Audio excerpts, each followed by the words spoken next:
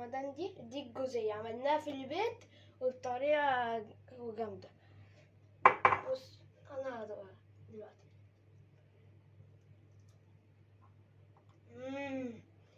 خطيرة وبتدوب في البق. يلا بينا نبتدي الوصفة. ازيكم يا جماعة، عاملين ايه؟ كل سنة وانتم طيبين. ازيكم؟ احنا بنسلم على حبايبنا واصحابنا اللي بيتفرجوا علينا وبيحطوا لنا لايك وكومنت. انا وروبن، احنا القناه دي هنسميها ماما وروبن، ايه رايكم؟ عشان روبن عايز يطبخ على طول ويعمل الاكل. كل سنه وانتم طيبين عشان المولد النبوي. احنا هنعمل لكم النهارده ايه يا روبن؟ جوزيه. هنعمل جوزيه اللي هي ايه؟ جوز الهند. اول مرة انا وماما بقى ناكل، هنصور مع بعض. هنعمل ايه دلوقتي بقى؟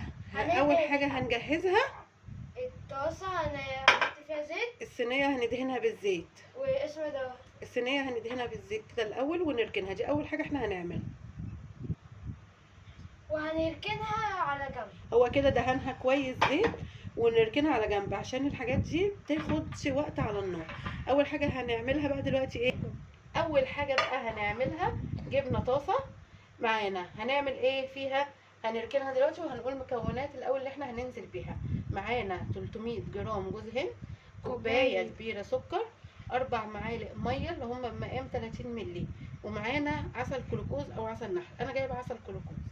هنبدا دلوقتي هننزل بايه؟ اول حاجه اول خطوه معانا هننزل بايه؟ بالسكر، كوبايه سكر. بعديها هنحط 4 معالق ميه. هنحط عليهم 4 معالق ميه الاول عشان احنا هنحطها على النار تتكرمل، وهنروح نرفعها على النار. بصوا يا جماعه، احنا رفعناها على النار، مش هنقلب ولا نعمل اي حاجه دلوقتي خالص علشان السكر يتكرمل معانا.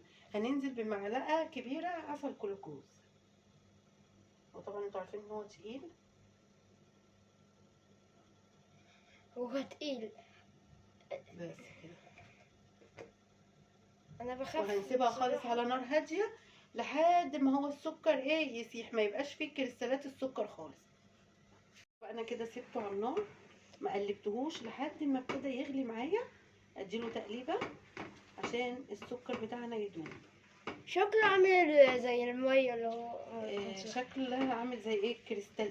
كريستال كده، تحس كريستال بيسيح معانا. النار هاديه جدا. هنعمل ايه دلوقتي؟ هننزل بنص ليمونه ورشه ملح. بصوا، هنزل دلوقتي بالنص ليمونه اهي ورشه الملح بتاعتنا، حاجه كده. بصوا يعني على طرف المعلقه. ليه؟ عشان رشه الملح دي هي اللي بتعدل الطعم، يعني بتخلي الطعم مش مسكر قوي، ما يبقى يعني طعمه تبقى حلو. ما تخليهاش هي تتعشقر كده من كتر السكريات، والسكر الكتير غلط. بصوا احنا كده ابتدى يغلي معانا، وحطيت كل مكوناتنا تاني: السكر والاربع معالق الميه، ومعانا نص ليمونه ورشه ملح، ومعلقه كبيره عسل كلوكوز او عسل نحل. هنسيبه 5 دقايق على النار. هنسيبه 5 دقايق من 4 ل 5 على نار هاديه جدا لحد ما هوريكم الشكل. مش عايزين اللون البيج ده يروح. احنا مش عايزينه فاتح قوي ومش عايزينه غامق قوي. تمام. والكلمه بتاعتنا المعتاده، ما تنسوش تعملوا لايك وشير واشتراك لك فولو. ماشي، هنسيبه ونرجع لكم 4 دقايق وهرجع لكم.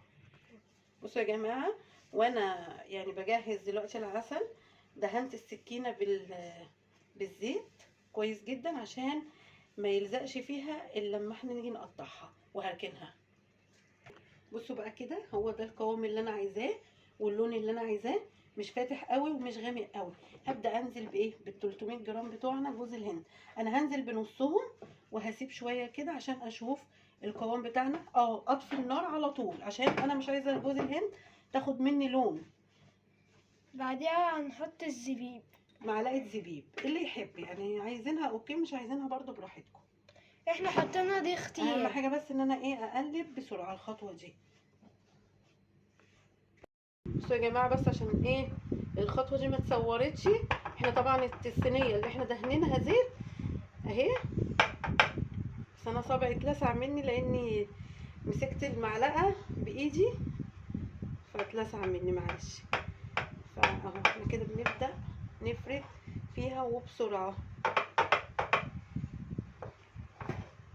اهي. بصوا الحلاوة والجمدان دي الجزئية عملناها في البيت وبطريقة جامدة.